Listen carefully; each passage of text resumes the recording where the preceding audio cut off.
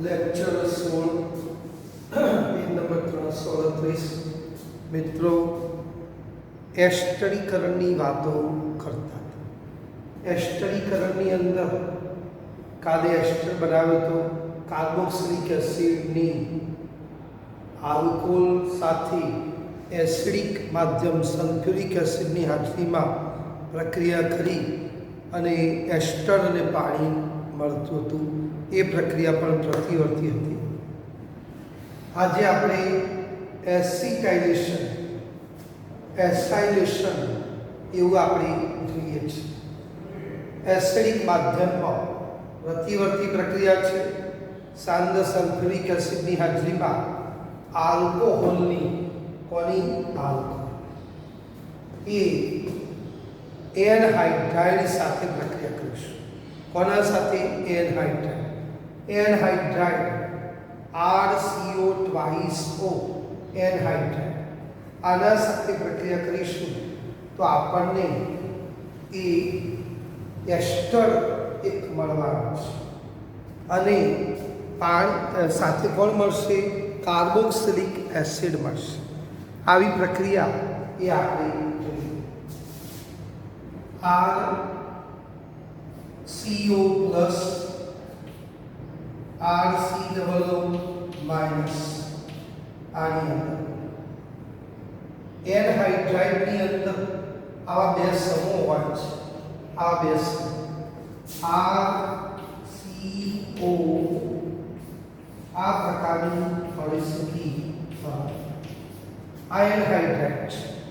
આને આપણે તોડી નાખો તો RCO પ્લસ RCOO માઇનસ આ બેને ભેગું કરો તો આવો એનહાઇડ્રાઇડ થશે।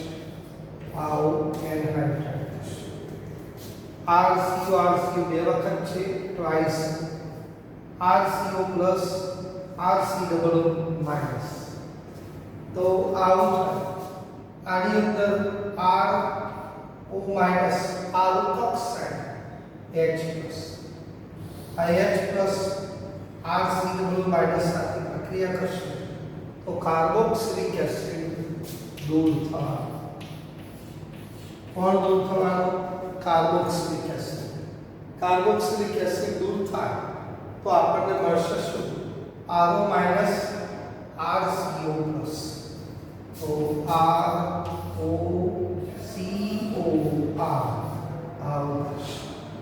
આ પ્રકારની વસ્તુ એ આપણને મળશે। તો એસિડિક માધ્યમમાં આ પ્રકારની પ્રક્રિયાથી પ્રતિવર્તી પ્રક્રિયાથી આવું થતું હોય છે। દાખલા તરીકે આ મિથેનોલ છે। આ કોણ છે? મિથેનોલ। આ મિથેનોલની એસિટિક એનહાઇડ્રાઇડ સાથે પ્રક્રિયા કરશે।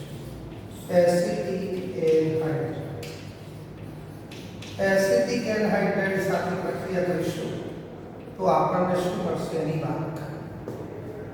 એસિટિક એનહાઇડ્રાઇડ આમાં બે આયન છે Cl3CO પ્લસ Cl3COO માઇનસ આવશે। એક એસિટાઇલિયમ આયન એક એસિટેટ આયન। મિથેનોલની અંદર આવશે Cl3O minus H plus acetate ion H plus સાથે જોડાઈને એસિટિક એસિડ બનાવે છે। કોણ બનાવે છે? એસિટિક એસિડ બનાવશે અને Cl3O COCl3 CH3OCOCH આવું આપણને મળશે જેને આપણે મિથાઇલ એસિટેટ તરીકે ઓળખી શકીએ। એસ્ટર બને। કોણ બને? એસ્ટર। આના જોડે આની પ્રક્રિયા કરીશું મિત્રો। એકલો આ હોય તો ફિનોલ, એકલો આ હોય તો બેન્ઝોઇક એસિડ, પણ આવું બંને ભેગું છે તો આ જે થાય salicylic acid. Salicylic acid salicylic acid salicylic એસિડની એસિડિક એન્હાઇડ્રાઇડ સાથે પ્રક્રિયા કરશે. આ છે અને શોર્ટમાં આવું લખાય છે AC2O એસિડિક એન્હાઇડ્રાઇડ. આના સાથે આની પ્રક્રિયા થશે. ફરીથી મિથેનોલ હતો, આલ્કોહોલ હતો, એમાં નેગેટિવ પોઝિટિવ. ફરીથી પોઝિટિવ એસિડિક આયન સાથે જોડાશે તો બનવાનો આવો એસિડિક એસિડ દૂર થશે.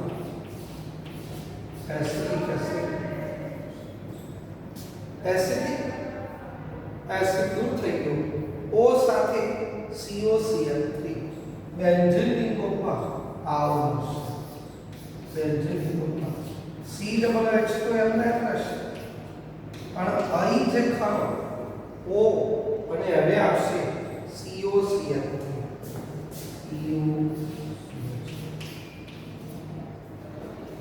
આ જે બનશે એનું એક નામ છે એસ્પિરિન નામ છે. એસ્પિરિન કયું નામ છે? એસ્પિરિન. એટેક આવવાની સંભાવના હોય એસ્પિરિનની ગોળી મૂકી દઈએ તો આ પ્રકારનું બરોબર. તો અહીં એક વાત કરું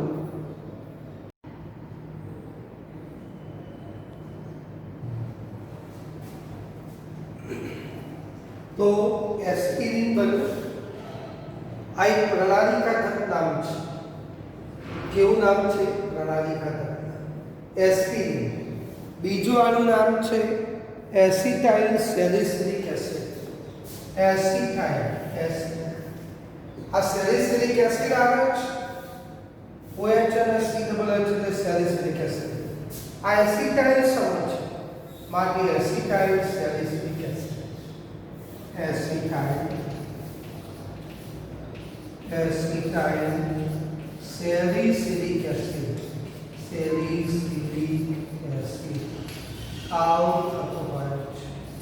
आ रीते एसिडिक माध्यम सल्फ्यूरिक एसिड ની હાજરીમાં આલ્કોહોલની એન્હાઇડ્રાઇડ સાથે પ્રક્રિયા કરીશું તો આપણને એસ્ટર અને કાર્બોક્સિલિક એસિડ મળતો હોય છે. આ પ્રક્રિયા પ્રતિવર્તી પ્રક્રિયા કેવી હતી? પ્રતિવર્તી.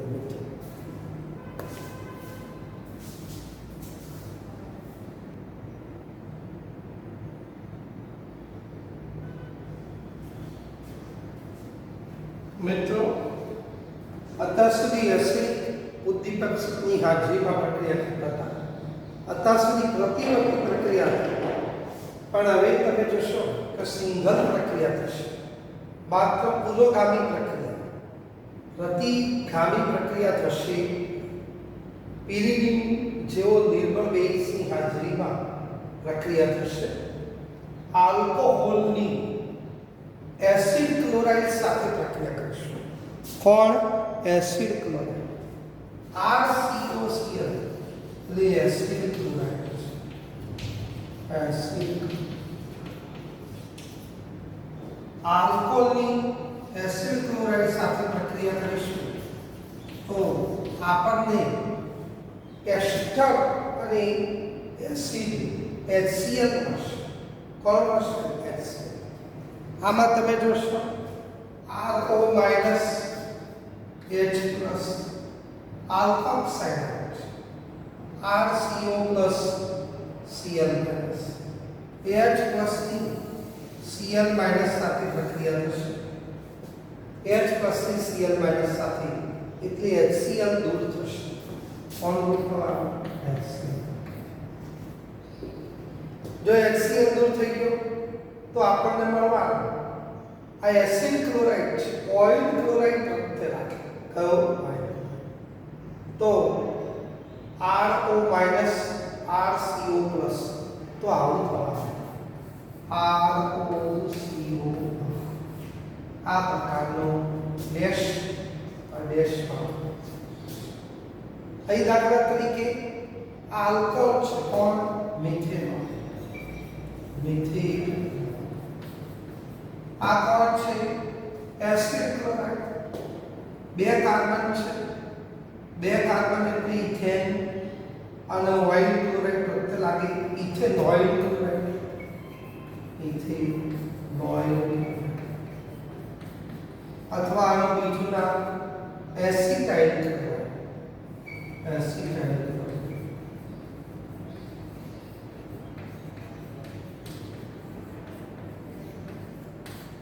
એસિટાઇલ આ રીતે Cl3O H plus Cl3CO plus Cl minus H plus અને Cl minus દૂર થવાનું HCl દૂર થઈ ગયું તો આપણને મળશે Cl3O minus Cl3CO plus.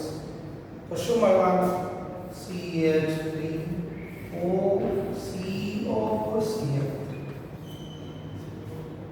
Methyl acetate આપણને મળશે. કોણ? મિથાઇલ એસિટેટ આપણને મળશે. ઓકે, તો મિથાઇલ એસિટેટ. ચલો આ ઇથેનોલ છે. આ ઇથેનોલની એસિડ ક્લોરાઇડ ઉપરનું જે છે ઇથેનોઇલ ક્લોરાઇડ એના સાથે પ્રક્રિયા કરીશું. બેઝિક માધ્યમ નિર્બળ બેઝ ઇરિડિન છે તો Cl3Cl2O H plus Cl3CO plus Cl minus H plus અને Cl minus HCl જતો રહેવાનો. HCl દૂર થઈ ગયો તો આપણને Cl3Cl2O minus અને આ પ્લસ આઉટ Cl3CH2 OCO. આટલું તો હતું જ. COCl3 આવશે. ઇથાઇલ એસિટેટ આપણને મળે. મિથાઇલ એસિટેટ ટૂંકમાં એસ્ટરમાં કોની હાજરીમાં? ઇરિડિનની હાજરીમાં, નિર્બળ બેઝની હાજરીમાં પ્રતિગામી પ્રક્રિયા થતી નથી. માત્ર અહીં HCl વત્તા એસ્ટર મળે છે. તો આ રીતે આપણે એસાઇલેશન એ આલ્કોહોલ એસાઇલેશન આપણે કરી. હવે બીજી વાતો તરફ આપણે પ્રયાણ કરીએ.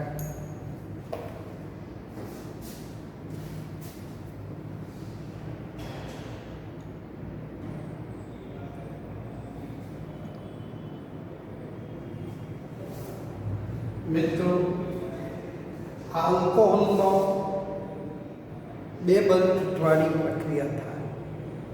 એક OH બંધ તૂટવાની પ્રક્રિયા, બીજો C બોન્ડ O બંધ તૂટવાની પ્રક્રિયા. આ મિથેનોલ છે તો મિથેનોલની અંદર CH3OH Cl3 આના આગળના પ્રશ્નોની અંદર જોયું OH બનતું કયો બનતું હતો OH. અત્યારે કયો બનતું છે C બોન્ડ O બંધ તૂટવાની પ્રક્રિયા. C બોન્ડ O બંધ તૂટવાની. એમાં આલ્કોહોલની સાંદ્ર હાઇડ્રોક્લોરિક એસિડ સાથેની પ્રક્રિયા અને એ પ્રક્રિયાને આપણે લ્યુકાસ કસોટી તરીકે ઓળખીએ છીએ. મિત્રો આ બધું 10મા ચેપ્ટરની અંદર સાહેબે વાત કરેલી છે. આલ્કોહોલની સાંદ્ર હાઇડ્રોક્લોરિક એસિડ સાથે પ્રક્રિયા કરવી, નિર્જળ ઝીંક ક્લોરાઇડની હાજરીમાં એને ગરમ કરવા. શું કરવાનું? ગરમ કરી અને ઠંડુ કરીશું. પછી શું થાય એના માટેની વાત. આ કસોટી લ્યુકાસ કસોટી તરીકે ઓળખાય. પ્રયોગશાળામાં આલ્કોહોલની ટેસ્ટ થઈ શકે, આલ્કોહોલની પરખ થઈ શકે. મિત્રો આલ્કોહોલના પ્રકાર 3 છે: પ્રાથમિક, દ્વિતીય, તૃતીયક. ત્રણમાંથી કયો આલ્કોહોલ છે એની પરખ કરવી હોય તો આપેલો આલ્કોહોલ કયો છે આપણને ખબર નહીં. ટેસ્ટ ટ્યુબની અંદર આપણને આલ્કોહોલ આપેલો છે. હવે એ આલ્કોહોલ કયો છે, પ્રાથમિક છે, દ્વિતીયક છે કે તૃતીય, એ જોઈને ખબર પડતી નથી. પણ એની ટેસ્ટ કરીશું એના શું થવાનું?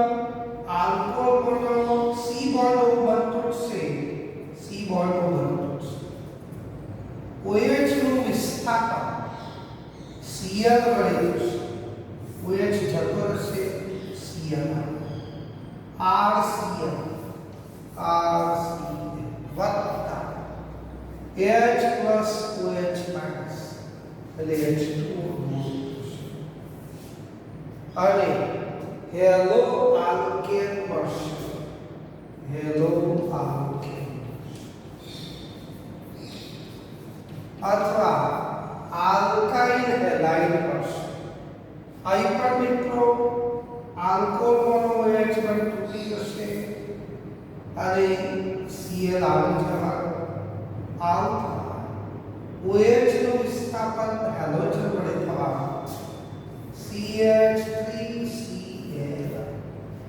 OH જતો રહેશે Cl તો CH3Cl થઈ ગયું વત્તા H પ્લસ OH માઇનસ એટલે H2O દૂર થવાનું. આ મિથાઇલ ક્લોરાઇડ અથવા ક્લોરોમિથેન, આ હેલો આલ્કેન અથવા આલ્કાઇલ હેલાઇડ આવું આપણને મળશે. ટૂંકમાં આલ્કોહોલની સાંદ્ર હાઇડ્રોક્લોરિક એસિડ સાથે પ્રક્રિયા કરીશું નિર્જળ ઝીંક ક્લોરાઇડની હાજરીમાં તો આલ્કોહોલનો સી બોન્ડ O બંધ તૂટશે, સી બોન્ડ અને OH નું વિસ્થાપન હેલોજન વડે થશે અને આ રીતે હેલો આલ્કેન અને પાણી મળશે. મિત્રો આપેલો આલ્કોહોલ કયો છે, પ્રાથમિક, દ્વિતીયક કે તૃતીયક છે નક્કી કરવું છે. તમે કહ્યું કે સાહેબ પ્રયોગશાળામાં એની પરખ થઈ શકે તેના માટેની વાત કરો. આપેલો આલ્કોહોલ પ્રાથમિક છે, દ્વિતીયક છે, તૃતીયક છે, એ માટે શું કરવાનું? એ ટેસ્ટ ટ્યુબની અંદર આલ્કોહોલ લીધો, સાંદ્ર હાઇડ્રોક્લોરિક એસિડ ઉમેર્યો, નિર્જળ ZnCl2, પછી મિક્સઅપ તેલ ગરમ કરશો, પછી ઠંડુ કરશો, ત્યાર પછી મિક્સઅપ વેલ કરશો. મિક્સઅપ વેલ સ્ટર વેલ. જો આપણને તરત જ તૈલી બિંદુ મળી જાય, જો આપણને તરત જ તૈલી બિંદુ મળશે તો આપેલો આલ્કોહોલ તૃતીયક આલ્કોહોલ છે. પણ મિક્સઅપ કરવા છતાં 5 મિનિટમાં મિશ્રણ દૂધ્યું મળે તો આપેલો આલ્કોહોલ દ્વિતીયક છે એવું નક્કી થાય. ગમે એટલી મિક્સઅપ વેલ સ્ટર વેલ કરો પણ પ્રક્રિયા થશે જ નહીં અને મિશ્રણ તમને ચોખ્ખું મળશે તો આપેલો આલ્કોહોલ પ્રાથમિક આલ્કોહોલ છે આવું થઈ શકે. તો આપેલો આલ્કોહોલ કયા પ્રકારનો છે, પ્રાથમિક, દ્વિતીયક છે કે તૃતીયક, એની ટેસ્ટ કરવી હોય તો પ્રયોગશાળામાં આલ્કોહોલની સાંદ્ર હાઇડ્રોક્લોરિક એસિડ સાથે નિર્જળ ઝીંક ક્લોરાઇડની હાજરીમાં પ્રક્રિયા કરીશું તો આલ્કોહોલમાંનો CO બંધ તૂટશે અને એ બંધ તૂટી OH નું વિસ્થાપન હેલોજન વડે થઈ હેલો આલ્કેન અને પાણી મળે. જો તરત જ તૈલ બિંદુ મળે તો તૃતીયક છે, 5 મિનિટમાં મિશ્રણ દૂધ્યું મળે તો દ્વિતીયક છે. ખૂબ જ પ્રક્રિયા કરવા છતાં પ્રક્રિયા મુશ્કેલ હોય અને મિશ્રણ ચોખ્ખું રહે તો પ્રાથમિક આલ્કોહોલ છે આવું નક્કી થતું હોય. તો આ એની વાત કરી CO બંધ તૂટવાની આ પહેલી પ્રક્રિયા. આગળ વાત કરી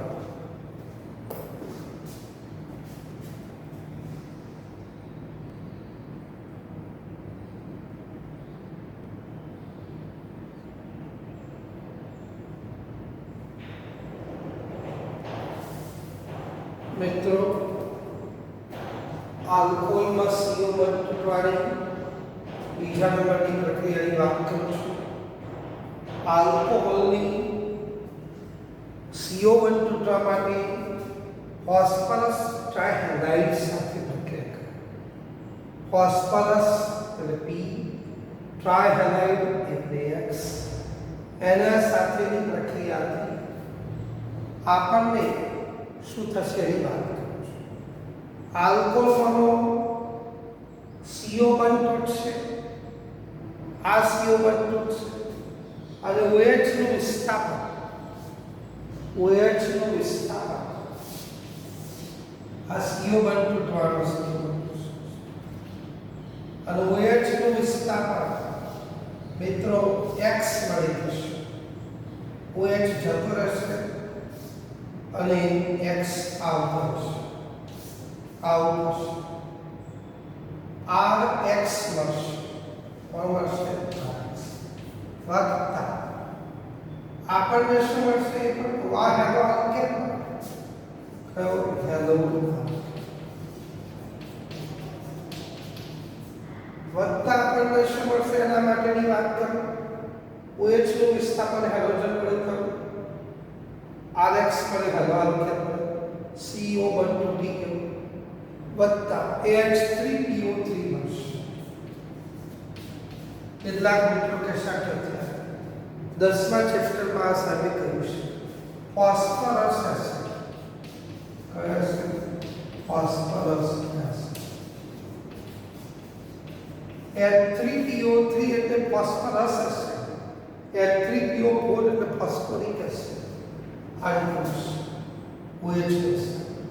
મિત્રો કેટલાક મિત્રો કહેશે કે અહીં 3x છે, અહીં x 3, અહીં આ 3 છે, આ 3x,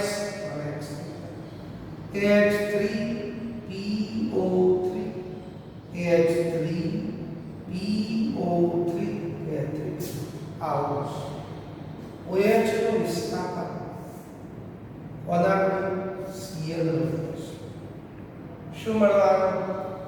CH3Cl વત્તા H3PO. મિથાઇલ ક્લોરાઇડ અથવા ક્લોરોમિથેન, અહીં શું મળે? OH નું વિસ્થાપન બી આપણે થશે, CH2Br વત્તા OH નું વિસ્થાપન બી આપણે થશે વત્તા H3PO. આ રીતે આવશે. અહીં ક્લોરોમિથેન અથવા મિથાઇલ ક્લોરાઇડ, અહીં બ્રોમોઇથેન અથવા ઇથાઇલ ક્લોરાઇડ હશે. ટૂંકમાં આલ્કોહોલની PX3 સાથે પ્રક્રિયા કરીએ તો હેલો આલ્કેન મળે છે, ફોસ્ફરસ એસિડ મળે છે. આ પ્રક્રિયાથી વધુ શુદ્ધ અને વધુ પ્રમાણમાં જથ્થો પણ વધુ અને વધુ પ્યોરિટી વાળો, ક્વોન્ટિટી અને ક્વોલિટી બંને દ્રષ્ટિએ હેલો આલ્કેન વધુ સારું છે. માટે આ પદ્ધતિથી હેલો આલ્કેન ઉત્પાદન કરવું વધુ સારું નીવડી શકે. આગળ જોઈએ.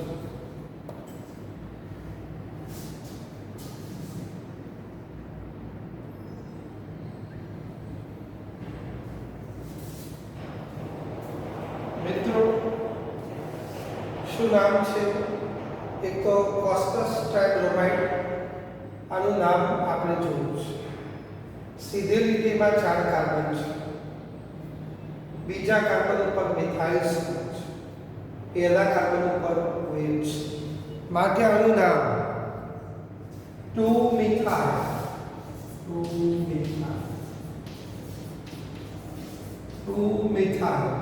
બ્યુટેન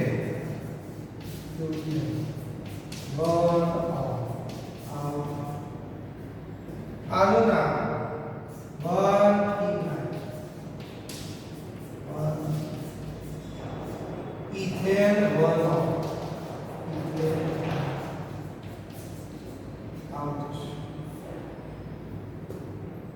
આ બંને આલ્કોહોલ છે. બંને આલ્કોહોલમાં OH બંધનો વિસ્તાર આ OH નો વિસ્તાર OH જતો રહેશે. કોણ આવી જવાનું? હાઇડ્રોજન આવી. શું મળશે? OH ની જગ્યાએ Br લખી કાઢો. CH3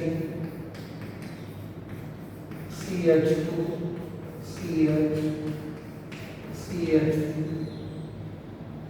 CH2 Br plus H3PO જેનું નામ 2 બ્રોમો 2 મિથાઇલ અને બ્યુટેન શું થાય? આ પ્રકારની વસ્તુ 2 બ્રોમો 1 બ્રોમો 2 મિથાઇલ બ્યુટેન. ચલો આમાં OH ની જગ્યાએ કોણ આવી જવાનું? Br. આ ત્રણ પાછા બેલેન્સ કરવા માટે આપણે લખવા પડશે. ઓર્ગેનિકમાં બેલેન્સ ના કરો તો પણ ચાલી જાય.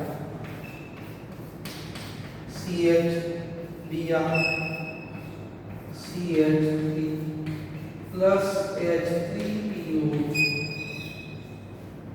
શું નામ? 1 બ્રોમો 1 ફિનાઇલ ઇથેન 1 બ્રોમો 1 ફિનાઇલ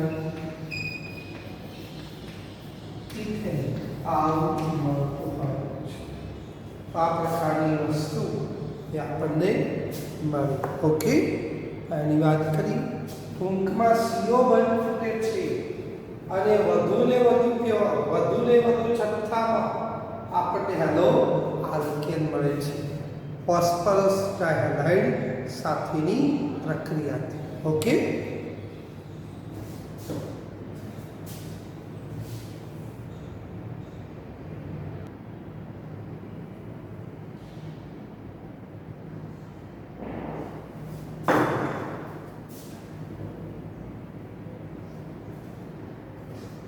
આલ્કોહોલનું નિર્જલીકરણ એટલે પાણીનો અણુ દૂર થવો. Dehydration of alcohol.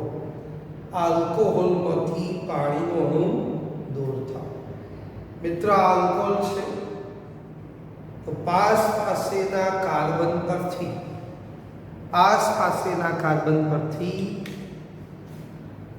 એક કાર્બન પરથી હાઇડ્રોજન, બીજા કાર્બન પરથી OH દૂર થશે.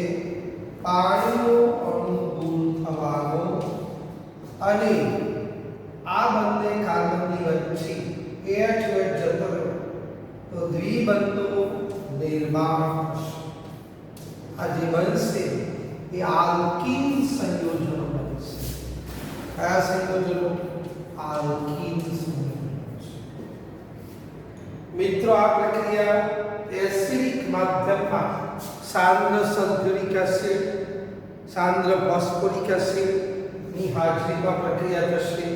ઇવન એ ન વાપરવો હોય તો નિર્જલ ઝીંક ક્લોરાઇડ અથવા એલ્યુમિના Al2O3 ઉદ્દીપકની હાજરીમાં ડિહાઇડ્રેશન ઓફ આલ્કોહોલ, પાણીનો અણુ દૂર થઈને બંને પાસેના કાર્બન પરથી OH દૂર થઈને બંને કાર્બનની વચ્ચે દ્વિબંધનું નિર્માણ થઈને આલ્કીન સંયોજનો બને છે. કયા સંયોજનો? આલ્કીન. મિત્રો, અહીં તમે ઇથેનોલ આપેલું છે. આ ઇથેનોલની સાંદ્ર સલ્ફ્યુરિક એસિડની હાજરીમાં 443 કેલ્વિન. આ પ્રક્રિયા પરિસ્થિતિ કન્ડિશન તમારી યાદ રાખવી પડશે. આટલા ટેમ્પરેચરે એસિડિક માધ્યમમાં પ્રક્રિયા કરશો. અહીંથી OH, અહીંથી H, એટલે પાણીનો દૂર થઈને તમને આ પાસેના કાર્બન ઉપર આલ્ફા બીટા કાર્બન ઉપરથી OH દૂર થઈને આલ્કીન બને છે. ઇથિન મળશે. શું મળ્યું? આ રીતે આલ્કોહોલનું નિર્જલીકરણ થઈને આલ્કીન મળતો હોય છે. મિત્રો, આ પ્રાથમિક આલ્કોહોલ હતો. કયો આલ્કોહોલ હતો? આ દ્વિતીયક આલ્કોહોલ છે. કોણ છે? પ્રોપેન 2. આ પ્રોપેન 2 અથવા દ્વિતીયક પ્રોપાઇલ આલ્કોહોલ છે. એની સાંદ્ર phosphoric acid H3PO4 phosphoric acid 85% સાંદ્રતાવાળો ફોસ્ફોરિક એસિડ વાપરવાનો. ટેમ્પરેચર 440 કેલ્વિન તાપમાન. તો અહીં આ કાર્બન ઉપરથી OH જવાનો. પાડોશી કાર્બન, બંને કાર્બન પાડોશી છે, એમાંથી H દૂર થવાનો. આ રીતે પાણીનું દૂર થઈ અને આપણને મળશે CH3 CH double bond CH2 propyne મળશે. પ્રોપીન અથવા પ્રોપેન આલ્કીન ટૂંકમાં મળશે. ચલો ઓકે. તો આલ્કોહોલ ડિહાઇડ્રેશન થાય, આલ્કીન બને. Phosphoric acid, sulphuric acid, zinc chloride, alumina ગમે તે ઉદ્દીપક વાપરો, પ્રક્રિયા પરિસ્થિતિ યાદ રાખવાની. 443 અહીં 440 358. મિત્રો, કેટલાક મિત્રો કહેશે કે અહીં ટેમ્પરેચર વધુ કેમ છે, અહીં ટેમ્પરેચર ઓછું કેમ છે? તો જો સરળતાથી પ્રક્રિયા થાય તો તાપમાન નીચું રાખવું પડે. માટે સાપેક્ષ સરળતાથી, વધુ સરળતાથી કોની અંદર પ્રક્રિયા થાય? તો તૃતીયક આલ્કોહોલ ઝડપી પ્રક્રિયા કરે છે. કઈ? ડિહાઇડ્રેશન, નિર્જલીકરણની પ્રક્રિયા તૃતીયક આલ્કોહોલ ઝડપી કરશે. કોની? દ્વિતીયક અને પ્રાથમિકની સરખામણી. માટે તૃતીયક આલ્કોહોલ ઝડપી, દ્વિતીયક ધીમો, પ્રાથમિક અતિશય ધીમો. માટે રસાયણનો રાજા વાપરવો પડ્યો સલ્ફ્યુરિક એસિડ. અને ટેમ્પરેચર પર હાઈ. જો પ્રક્રિયા ધીમી હોય તો વેગ વધારવો હોય તો અહીં સાંદ્ર વાપરવું પડે અને અહીં ટેમ્પરેચર વધારવું પડે. મિત્રો, અહીંથી OH જવાનું અને અહીંથી H જશે. તો OH અને H પાણીનું દૂર થઈ અને અહીં આ બંને કાર્બનની વચ્ચે ડબલ બોન્ડ આવશે. આવું બનવાનું CH3 CiCH3 અને ડબલ બોન્ડ CH2 આવું હશે, જેનું નામ 2-મિથાઇલ પ્રોપીન તરીકે 2-મિથાઇલ પ્રોપીન તરીકે આપણે ઓળખવામાં આવે છે. આ રીતે આલ્કોહોલના નિર્જલીકરણથી આલ્કીન. ઇથેનોલ હોય તો ઇથિન, પ્રોપેન 2 હોય તો પ્રોપીન, 2-મિથાઇલ 2-પ્રોપેનોલ હોય તો 2-મિથાઇલ પ્રોપીન, ટૂંકમાં આલ્કીન ઉત્પન્ન કરે. અને વધુ સરળતાથી પ્રક્રિયા તૃતીયક આલ્કોહોલ ઝડપી કરશે, દ્વિતીયક અને પ્રાથમિક કરતો. તો આ યાદ રાખવાનું. ઓકે, વાત કરો.